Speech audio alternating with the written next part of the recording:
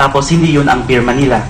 So paano po namin yun, nakakaroon kami ng kopya ng listahan ng bukod po kasi sa ginagawa po ng PPE. Pakiulit yung parang... Sa COA report, sir, may mga findings lumalabas na sila yung mga tao na yun. Pero hindi yun ang pirma nila. So totoong tao... Pero hindi yun ang pirma nila. Hindi pirma nila. Ganito po yun, sir, nangyayari. Paano? Ang opisina po kasi, sir, marami kaming ahente. So, marami kaming agents.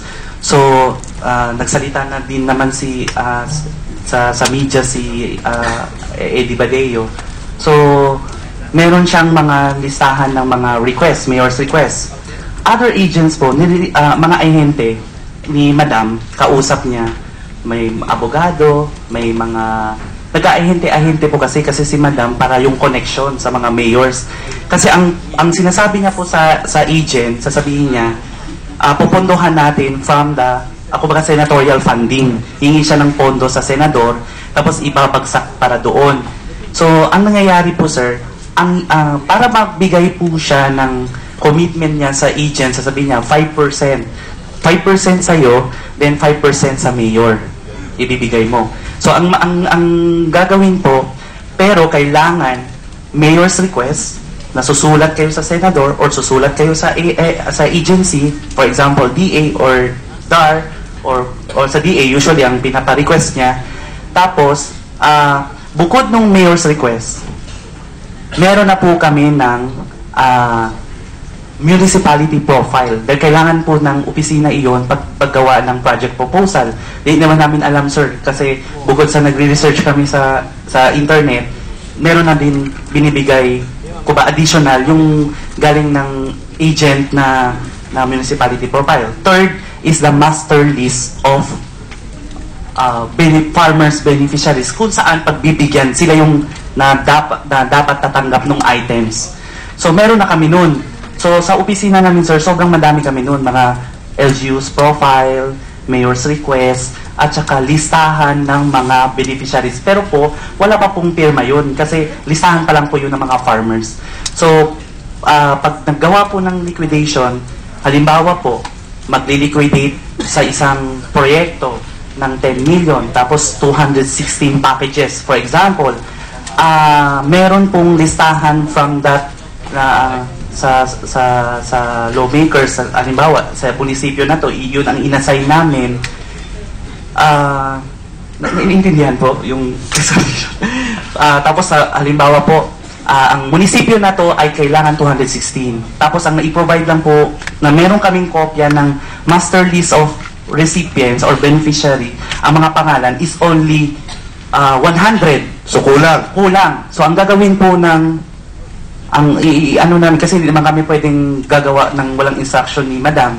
So ang nangyayari po, sabi ni Madam, ang the rest, gagawa-gawa na lang, or ang nangyayari excuse me, by Madam, you mean who, Madam? Janet Napoles, okay. Madam. Si Madam po, tawag namin. Tapos po, papalit-palitan na lang po yung mga pangalan, or ang nangyayari po, nagagawa-gawa na po ng mga pangalan. So, yung COA findings nila, na meron, nandoon talaga yung tao, pero hindi yun ang pirma nila. So, kaya meron po talaga, nag-i-exist yung tao na yun, pero hindi po yun ang pirma nila. Dahil pipirmahan na lang din po yung mga iba doon. At doon nga sa JLN offices nyo pinipirmahan? Opo, pag hindi po natapos iyon, pag hindi natapos, dadalhin po yun sa Pacific Plaza.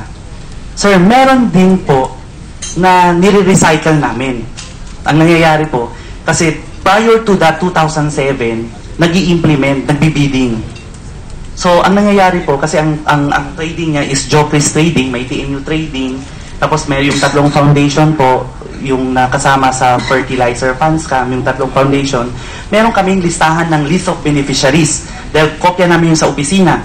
Ngayon, ang nangyayari, kung kulang, or minsan, para ipapalabas na nagde-deliver at may tao, yung mga listahan, i-recycle po yun. Tapos gagayahin din po yun, yung pirma na yun, ang opisina. Or minsan, hindi na lang, pag sa sobrang dami, kasi marami po kaming PDAP, marami pong nakukuha pong PDAP ang office, bukod lang po sa PDAP, may ibang savings pa po. So, yun na yung ginagawa. nakuha po, sir. Okay. Thank you very much, Mr. Benloy. Ms. Napoles, for the last time, totoo ba itong mga pinagsasabi? Hindi po. Hindi totoo. Ms. Napoles, I would just like to remind you of that you are under oath. And do you agree that you're under oath? Opo. And nagsumpa po kayo magsabi ng katotohanan. Opo. And there are consequences for perjury. Opo. Alam niyo po yun? Opo.